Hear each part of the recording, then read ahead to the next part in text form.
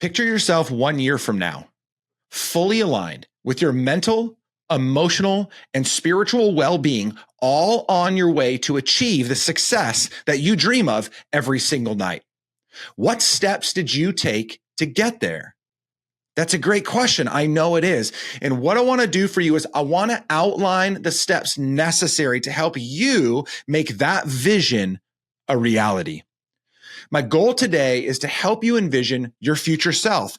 Who will you be? What will you look like? What will be in place in order for you to achieve that vision?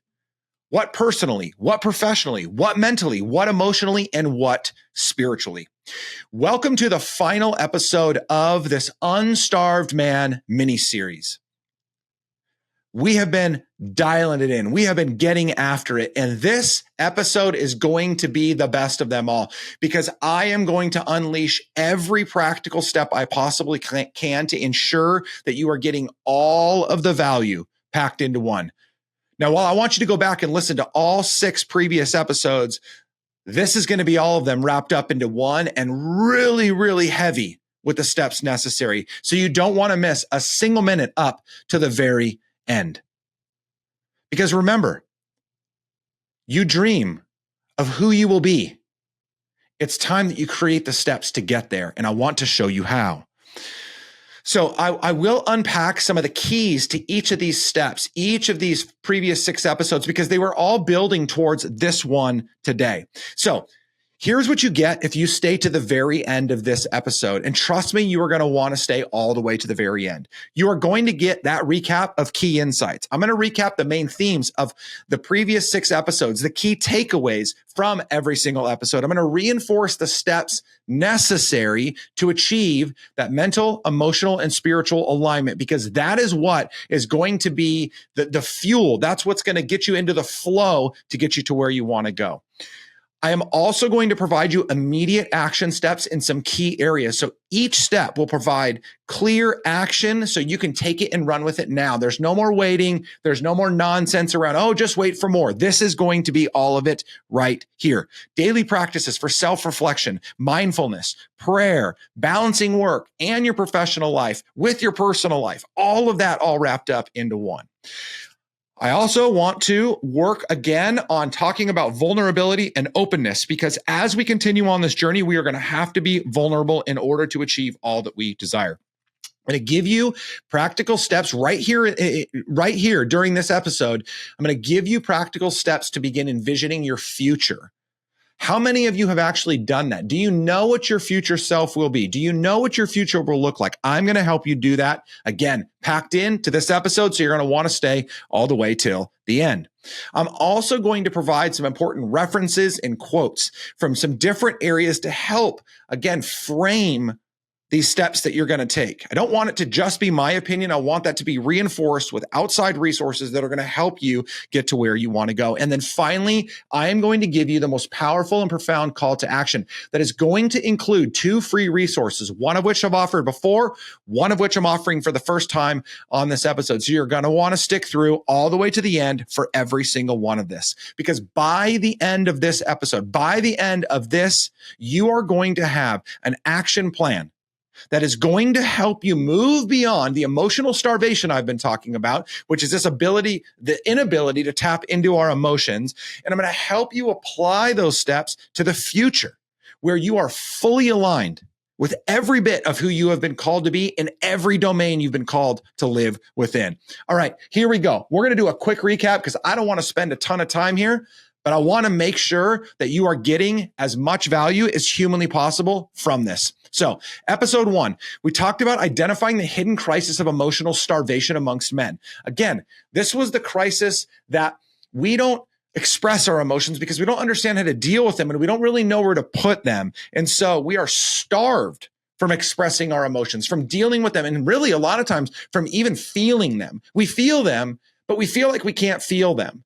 and we don't know where to go with them. Episode number 2, we talked about the societal norms that are really crushing our ability to tap into our emotions. These are good things, you guys. These are things that will help us to achieve the success that we dream of, to achieve the greatness that we were created for. Episode 3, we highlighted the strength found in vulnerability. Vulnerability, it is not weakness, it is strength. The more vulnerable you are, the more that you can get other people to speak into you. And also, if you want to be an influencer, if you want to be a leader, vulnerability will cause other people to follow you, especially men, because they will look at you and say, man, if that guy can do it, I can do it too. And they will admire you for it. Episode number 4, we talked about the healing power of relationships. I shared stats around the fact that men typically do not have close relationships. Maybe they have one, but you're not typically diving deep into the things that you need to dive into in order to be all that you've been created to be. I went even a step further in episode 5, and I talked about the power of community, supportive community, groups of men that will surround you and support you. I talked about my men's group at church. I talked about my mastermind community. I talked about our Founders Collective community. So many things that have been so powerful and instrumental in my life and in the lives of the guys that I'm in community with. And just this last episode, episode 6, we talked about focusing on building emotional resilience. We need to have the resilience not to ignore, but to endure the roller coaster of emotions that we face, the high highs and the low lows and everything in between. And I also want to make sure that throughout this episode, you are hearing and recognizing your own emotional needs. I want to talk about the transformative power about vulnerability. I'm going to double down on that today. So here we go. And again, these are the essential steps that are going to be necessary as you journey to aligning mental, emotional, and spiritual in order to achieve the success you dream of. You think that it's just about practical steps. It's about getting after it. It's about working hard. But you need to heal and grow the inside if you are ever going to see the results on the outside. Okay, here we go. Application right out of the gate. So we got through the intro. I want to get right to some specific application. I'm going to share 3 areas with you, 3 things that you can do right now that you could actually hit pause on if you wanted to and start applying to your life right now. I'm going to talk about daily practices. I'm going to talk about work-life harmony, not balance, and I'll nuance that again in a second, and then support networks. So you ready? No. You ready? All right, here we go. Okay. Daily practices. There are 3 daily practices that I think are incredibly beneficial as you seek to align all these things and achieve the life of your dreams. Number 1 is self-reflection. I believe that it is incredibly important for you to journal morning and night, simple self-reflection. What do I mean by that? And we're going to go quick through some of these things because we have a lot to cover. And if you want to explore more, hit me up and we can dialogue more around this. But start with daily reflection. When you wake up in the morning, reflect on what you look to achieve that day, right? Yes, you're looking forward, but just consider, what am I looking to achieve? What am I perceiving, or what am I considering to be a potential struggle, a potential stopping point, a challenge? What are going to be some of my highs of that day? So you're foreshadowing in that journal. And then at the end of every day, you're reflecting back on what happened. I also talk about I've talked about on previous episodes, putting into practice this idea of telling ourselves the truth, meaning as we get to the end of the day, we're going to reflect on what happened during the day. And regardless of what we felt in the moment, we're going to speak the truth into those situations because sometimes our emotions can get the best of us. So self-reflection, journaling daily, super duper important. Number 2, in terms of daily practice, would be mindfulness and prayer. It is so important to integrate daily practices of mindfulness and prayer. You want to stay grounded. You want to stay connected to your spiritual well-being. Be quiet. Pause. I've actually talked a lot about the Pause app by Wild at Heart, which is John Eldridge's organization.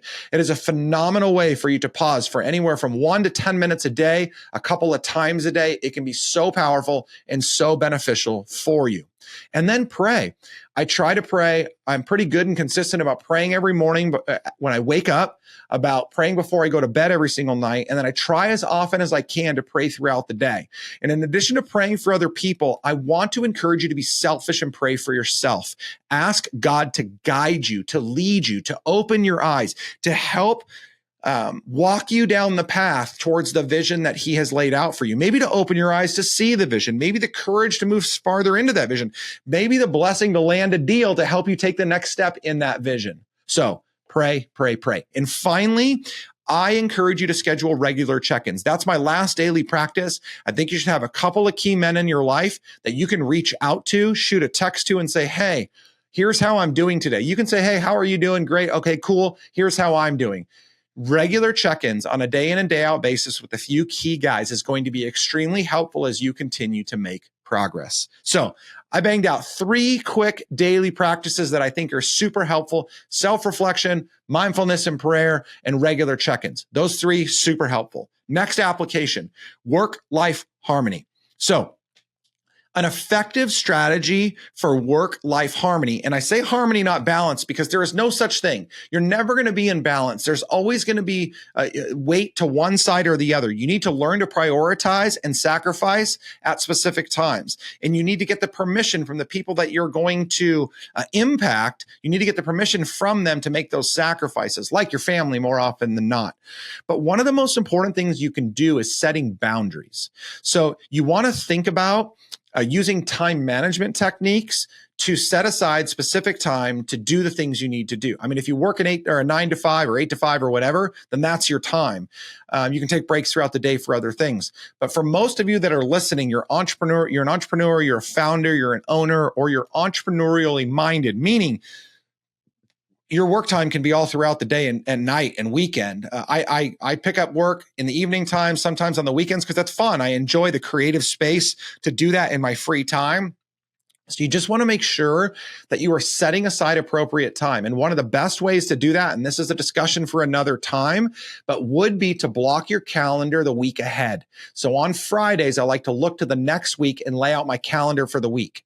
Outside of all the things that are already on the calendar, I try to make time in my spaces for other things that I want to accomplish. And the same thing goes for personal. Plan ahead. Plan for date nights with your spouse. Plan for date nights with your kids. Plan for vacations. Make sure you are in that rhythm so nothing is taking you by surprise. And don't be reactive. You can control your time if you control your time. Controlling your time means planning for it. Obviously, you can't control the uncontrollables, but we operate in the Covey quadrant of urgent and important. And the reality of the matter is, few things are both urgent and important. So you want to make sure that you are planning accordingly. So that is one of the quick tips to creating work-life harmony. And the third one, around some immediate application you can take to everything that I've been talking about, if you want to, again, align yourself mentally, spiritually, and emotionally, and you want to ultimately create this roadmap to become successful, to achieve success, to achieve greatness. The third thing I would say is focus on support networks. This is something that you should be considering if you have not already. Figure out or find an existing group of like-minded individuals that you can gather together with yesterday. And because you can't do it yesterday, that means do it right now. Reach out to another guy or two. I mean, if you live in Orange County, hit me up, because I'm getting ready to create a at least monthly, but it may be bi-weekly rhythm of gathering men together to grow together as men that we will meet here in my office in North Orange County. We also have our Founders Collective, which we meet once a week online, Thursdays at 10 a.m. Pacific time. So there are a lot of communities that I can offer to you, but there are a lot in your area. And if you don't like what's offered, create it. Gather together with a couple of friends, colleagues that are like-minded, and start meeting together on a regular basis. Monthly is probably too little. You want to be more consistent than that, because you want to be connected. Those are guys that you can do check-ins with, that you can do temperature checks with. So that is going to be extremely important, is that you are part of strong support networks. This is the episode two episodes ago when I talked about community. This is what it's all about. It's surrounding yourself with supportive, like-minded individuals that are going to lift you up when you fall down. They're going to kick you down a little bit when you get a little bit too high on yourself, but they're going to help you walk the journey and keep you walking in a straight line. So those are 3 areas of immediate application that you can take in order to align everything that I've been sharing with you and ultimately live out this journey to success that you are after. Okay, next up, I want to talk about encouraging this culture of emotional openness and support. And you may be saying to yourself, wait a minute, you're going to talk about, yeah, what I want to do is I want to help you create space for yourself to be open emotionally and to seek out support and then to seek others and do the same for them. So a couple of things here that are really important as it relates to creating, to crafting, to cultivating this culture of emotional openness and support. Number one is I want to encourage you to break the silence. Guys are so ridiculous. They are so quiet. They are so withdrawn. They won't talk about things that hurt them, things that make them sad, things that make them feel vulnerable, or maybe things that they perceive to be weak. And yet, these are some of the most important things to talk about because these are the things that are eating away at the inside of us. The fact that you're not sleeping good every single night is probably because there's something unsaid inside of you that you need to get off your chest and get out and work through, but you're too afraid to talk about it. I want to encourage you to lead, to go first. This is one of the reasons why I wrote my book. I wrote Wounds in large part because I wanted to go first. I wanted to be vulnerable and share with other people, men specifically, all of the ways in which I've screwed up and am still screwed up and still vulnerable to so much. I want to be open to give other guys the permission to do the same thing. Lead by example. We talk about wanting to be leaders as men. And so we look to stand on the top step of the success podium to make the most money. And those things are fine. But be a leader in vulnerability. Be a leader in emotional openness. Be a leader in expressing your struggles and challenges. This isn't about commiserating around frustration. This is about being open to the reality of what's going on in your life so we can heal and grow together. Along that same line of breaking the silence, I want to encourage you with your friend groups, with your male friend groups, to promote openness. Talk about emotions. Talk about these things that you struggle with. Just make it normal. Once you make it normal, it will no longer be abnormal. It sounds so simple, and yet I know how difficult it is as a man to do that. Open yourself up. Another thing that is incredibly important as you seek to encourage this culture or create this culture of emotional openness is to support other people. Now, what I don't like, because I've been in environments where guys are really, really good at helping other men to deal with their crap, but they don't like to deal with their own crap. So you got to break the silence first. You got to go first in expressing your own and sharing your own struggles, your own needs, whatever, all of that stuff. Then I want you to consider being open or supporting others. I want you to consider supporting others that are struggling. Be a listener. Listen for key things that your male friends, male colleagues, male coworkers, male clients are saying. Ladies, listen to what these men are saying and then figure out a way to get support for them. If you hear a man that is struggling, don't glaze over it, you guys. This is back to you men. Ladies are really good typically about this. Men are not. They hear a friend struggling, like, oh man, that sucks. Hope you get better. No, dig in. What's going on? What are you struggling with? How'd you get here? What can I do for you? Don't offer advice until you've run out of questions to ask. Ask questions. Be a great listener and provide a safe space. Again, too often guys, because of the bravado that they seek, they create the most unsafe spaces for their friends to share their struggles. And then they're surprised when they see their friends going off the deep end, as though they were inquiring the whole time. Like, dig in. Also, men need to do a much better job. If you want to cultivate this space for emotional openness for yourself and for other people, be empathetic, be compassionate. Empathy, this ability to put yourself in somebody else's situation, even if you've never been there, to try as best as you can to understand what they're going through, what they're struggling with. And when you can't understand, you can at least empathize with the fact that they're hurting, because you hurt too. You have been hurt too, and you may be hurting right now too. There is nothing wrong with men being known as empathetic and compassionate. This is not a female trait. This is a human trait. And men need to redeem this in the lives of men. Empathy and compassion are absolutely critical.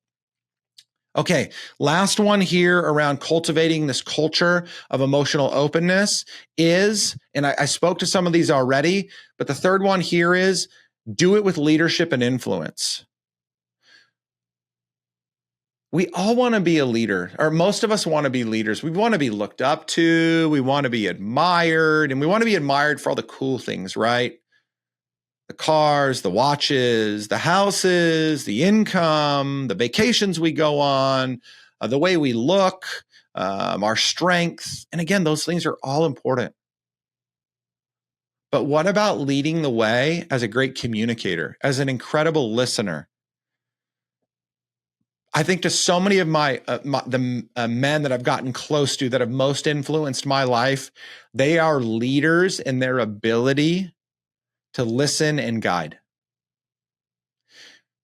And I cannot tell you the impact that some of these men, I can't even quantify the impact that some of these men have had on my life. But it's so important that we think about what it means to be a great leader. Being a great leader means we sacrifice. It means that we serve. It means that we provide for. It means that we protect. We do all these things. And oftentimes we can do this by, again, being open about our own emotions and our mental well-being, but then also providing safe space for others to do the same thing. That's what a great leader does.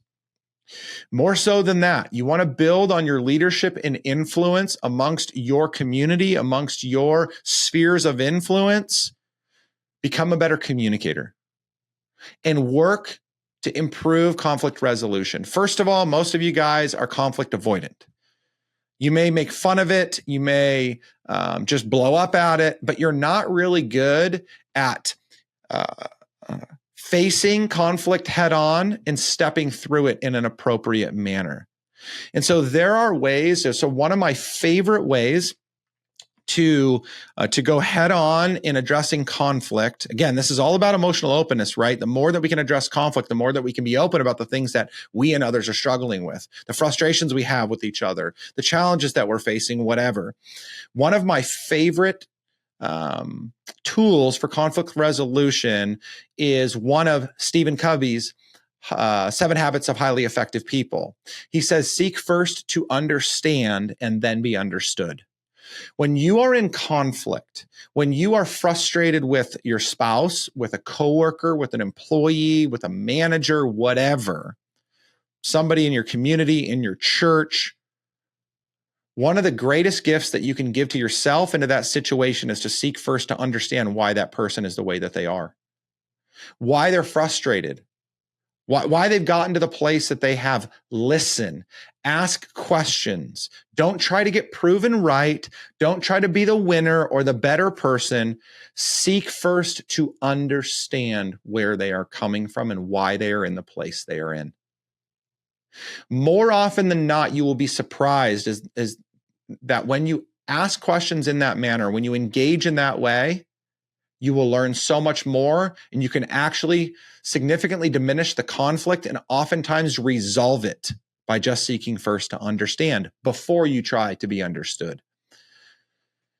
And lastly, if you want to be a better leader, if you want to be a better influencer, particularly in this space, seek to grow your emotional intelligence. I would say go to a book like Mindset by Carol Dweck. I think that is a fantastic book that just helps with emotional intelligence.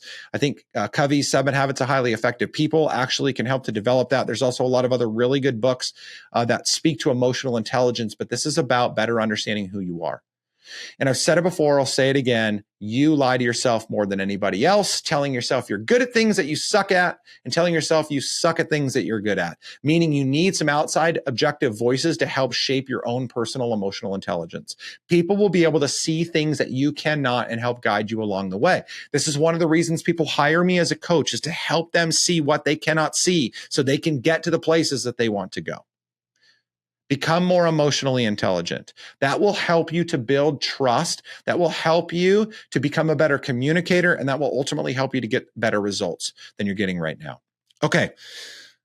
One more thing that I want to step through as we're getting ready to land this plane. Again, we are laying out this roadmap to help you ultimately achieve the vision that you have for your future. And I talked about the fact that this is alignment of your mental, emotional, and spiritual well-being as you continue to hone the skills necessary to get to where you want to go. So lastly, is the last thing come the first thing? And that's vision. So Covey, this is going to be an episode sponsored by Stephen Covey. No, it's not. But Covey says to begin with the end in mind. That's one of his other 7 habits. And what he's talking about there is how do you know where to go? How do you get to where you want to go unless you know where you're going? You have to envision the end before you can create a path to get there. And I find that far too many people, quote unquote, just get started, but they don't know where they're starting towards. So here's a couple of things that I want you to do. These are some exercises that you can take. I'm going to work through this quickly, but you can pause on these and you can reflect on them in the moment, or I would encourage you to go back and listen to this again so you can reflect on this later after you're done listening to this whole episode. So here's an exercise for personal reflection.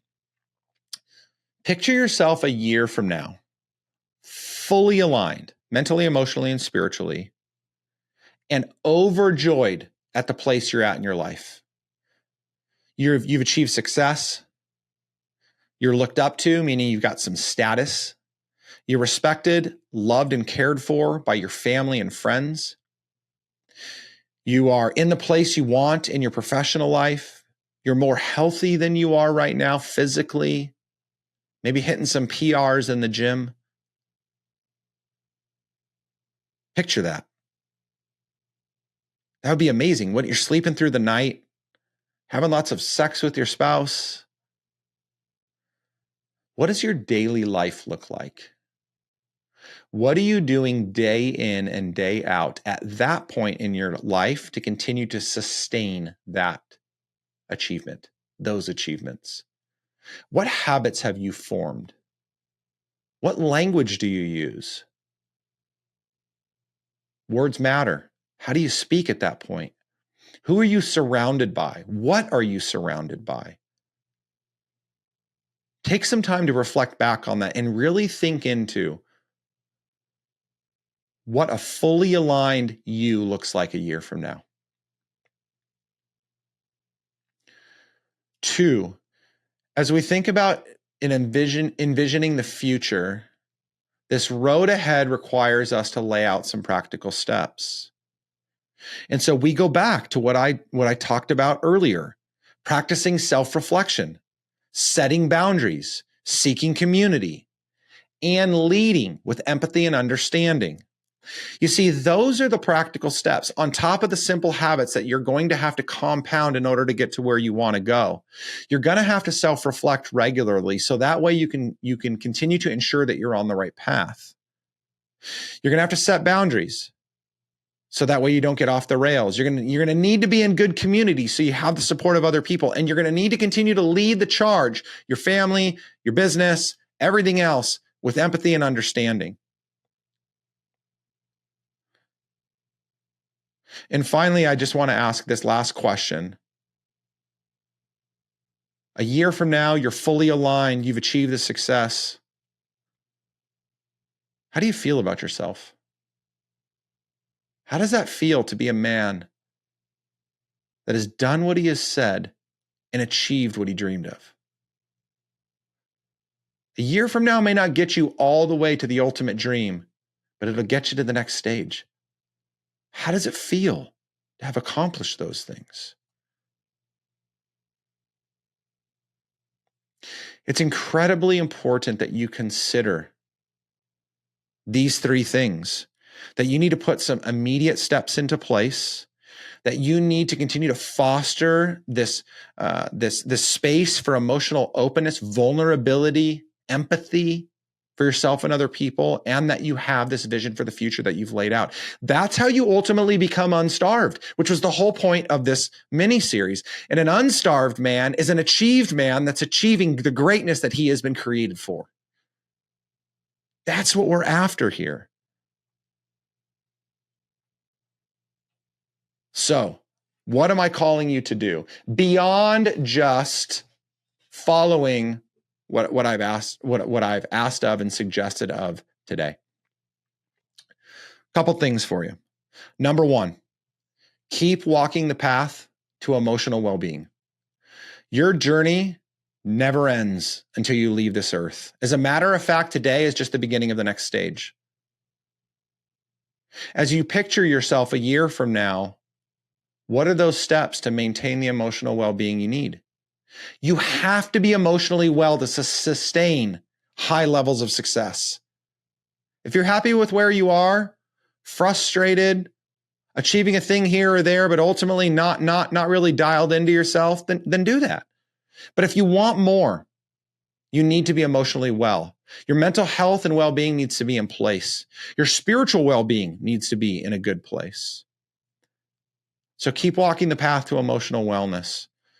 Next, down in the show notes, down in the description, you will find 2 free guides. One that I promoted over and over again because I believe it to be so powerful. A guide to identifying and challenging negative thoughts. The second one is a guide to building resilience.